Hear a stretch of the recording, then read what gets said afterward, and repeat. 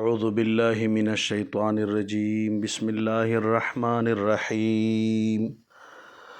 یوسل یوش په نمبر آیات ته سورة النساء شپږم سپاره واخذهم الربا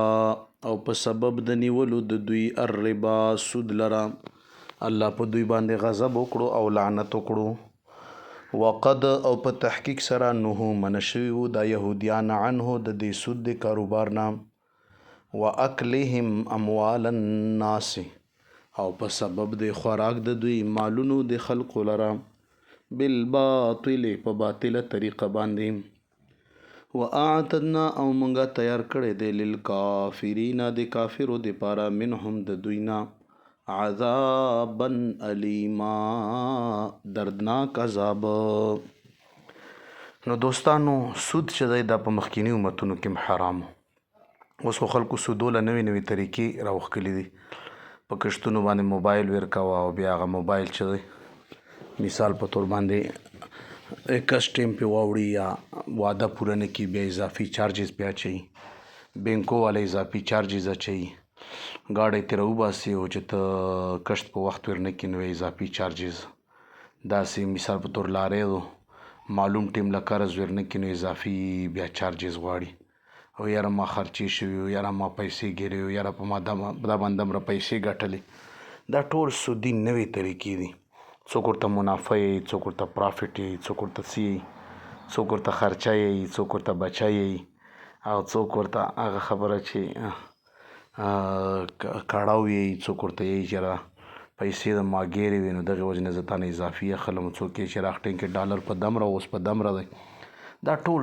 سود څه ته ویلی شي په قرض باندې اضافي روپۍ اخیستل په منځ کې یو شی نشته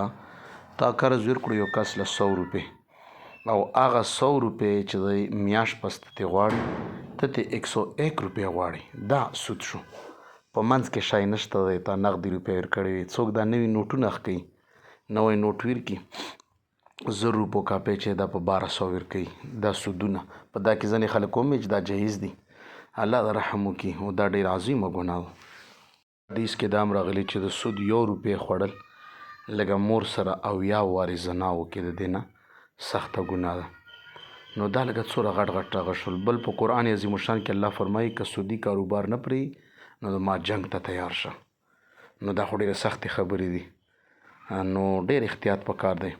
کوشش دا کوو 1 روپۍ هم سود دی 1 لک هم سود دی ځینې خلک داسې کار وي یو کس راته ویل